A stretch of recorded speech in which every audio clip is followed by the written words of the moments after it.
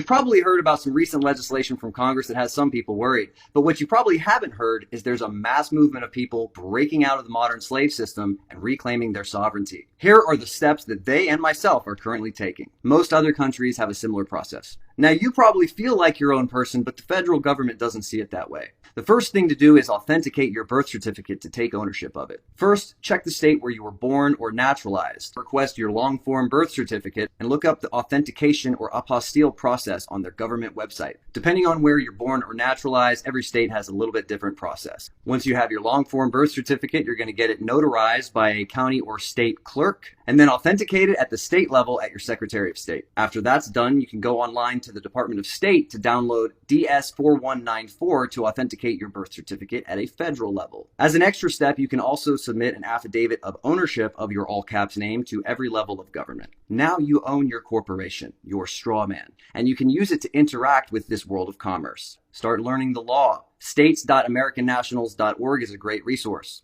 Then you can look into the process of becoming a state national or state citizen. This is how it was before the Reconstruction era of the Civil War, when the federal government basically enslaved everyone with the 14th Amendment when they created the U.S. citizen. Now, what are the benefits? Well, you can become a secured party creditor. Now you're starting to remove yourself from the jurisdiction of those who would have authority over you. As long as you're not breaking Mosaic law, so as long as you're not hurting someone or harming their property, you are free. Now, if you do this, it's a lifestyle. You need to understand the law. You need to understand your rights.